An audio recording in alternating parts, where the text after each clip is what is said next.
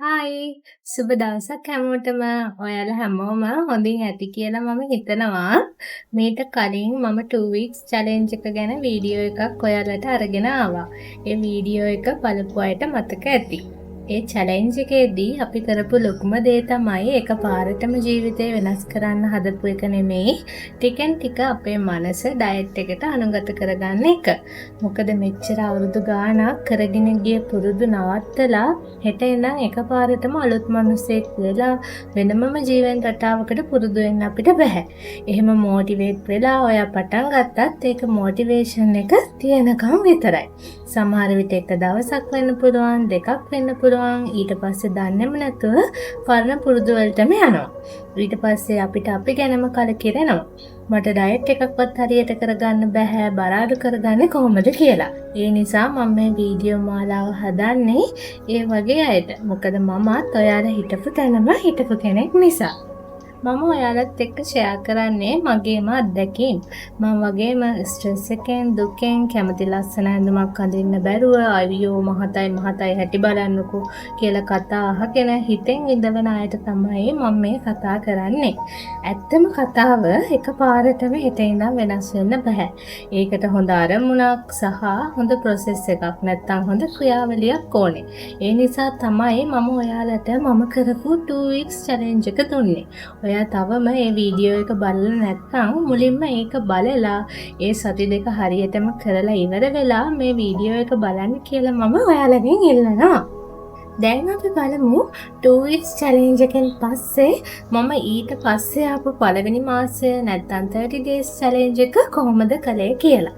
ඊට කලින් පොඩ්ඩක් 2 weeks challenge එක ගැන අපි මතක් කරගමු. ඒ සති දෙකේදී අපි progress book එකක් පටන් ගත්තා. ඊළඟට ඔයා සාමාන්‍යයෙන් කන කෑම ප්‍රමාණයෙන් භාගයක් විතරක් කන්න පුරුදු වුණා. ඒ බත් උනාත්, පාන් උනාත්, කේක් උනාත්, බර්ගර් උනාත්, පීසා උනාත් කෑම වර්ග වෙනස් කළේ නැහැ. වෙනස් කළේ කෑම කන ප්‍රමාණය විතරයි. ඒක තමයි මේ 2 weeks challenge එකේදී key point එක උනේ. ඔයා දැන් මේ සති දෙක හරියටම කළා නම් මේ සති දෙක අවසන් වෙනකොට ඔයාට දැනේ දැන් ඔයාට ඉස්සර තරම් ලොකු කෑම ගොඩක් කන්න ඕනේ නැහැ. මේ ප්‍රමාණයෙන් විතරක් ඔයාට satisfied වෙන්න පුළුවන් කියලා.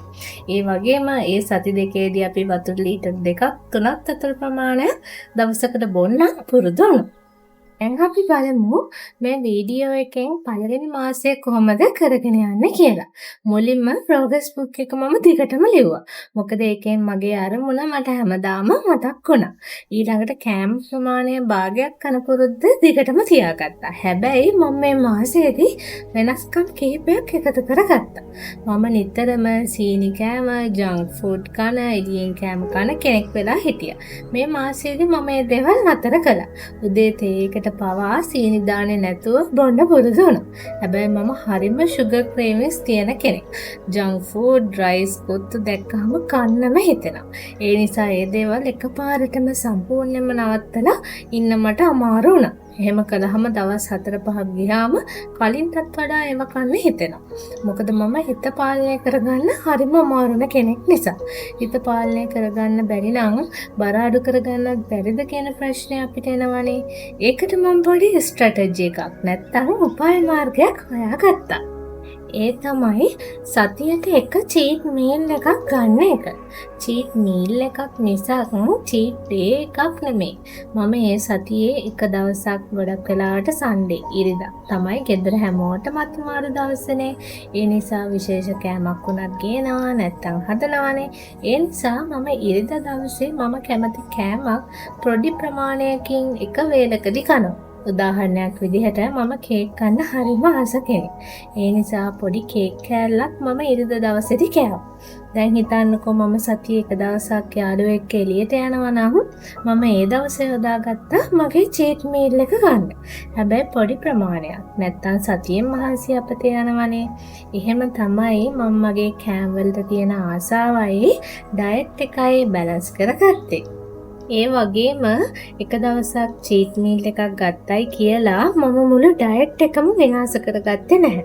ආපහු මම back to track ගිහින් ඉතිරි දවස් 6ම මම ගෙදර හදපු කෑම, බත් නම් ග්‍රෑම් 150ක්, ප්‍රෝටීන් බහුල ආහාර, මස් මාළු බිත්තර වගේ දෙයක් එක්ක එළවලු වැඩියෙන් කෑවා.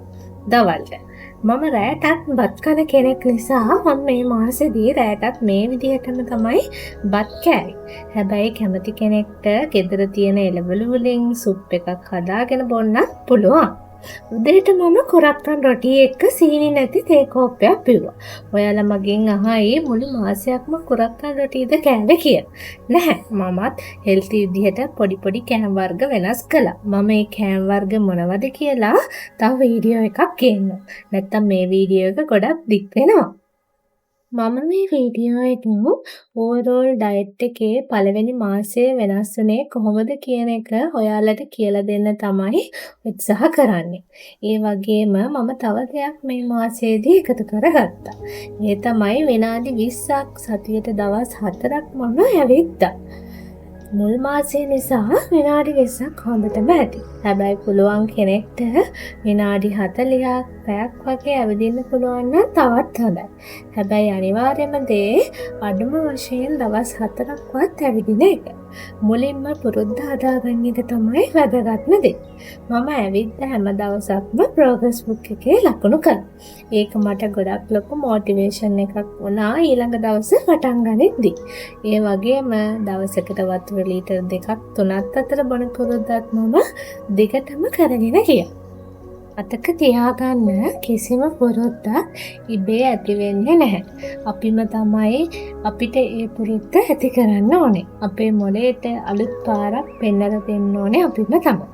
ඕනම දෙයක් දවස් 21ක් කරනකොට ඒක ඔයාගේ ජීවිතයේ සාමාන්‍ය පුරුද්දක් වෙනවා කියලා ඔයාලා අහලා ඇතිනේ. ඒ නිසා මේ ගමන කොච්චර අමාරු වුණත් මම වගේම ඔයත් හරියටම කරන්න උත්සාහ කරනවා. අනිවාර්යයෙන්ම ප්‍රතිඵල තියෙනවා. හැමදාම උදේට ඇඳෙන් නැගිටින්න කලින් හරියටම ඔයාගේ බර අඩු කරගන්න අරමුණ ගැන හිතලා ඇඳෙන් බිමට බහින්න. අද දවසත් හරියටම කරනවා කියලා හිතන්න. ඒ වගේම කලින් දවසේ රැයට ප්ලෑන් කරන්න ඔයාගේ හෙට දවසේ ඩයට් එකට කන කෑම වර්ග. හරි ප්ලෑන් එකකට කරද්දී හරියටම කරන්න පුළුවන් වෙනවා.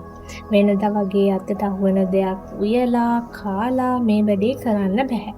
ඒ නිසා හැම දවසක්ම ප්ලෑන් කරන්න.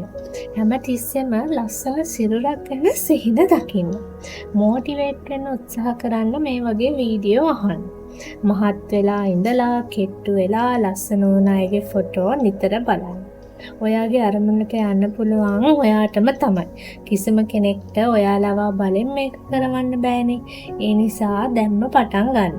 ඔයාලගේ උදව්වට බර අඩු කරගෙන මේ අරමුණ සාක්ෂාත් කරගත්ත කෙනෙක් විදිහට මමත් ඉන්නවා.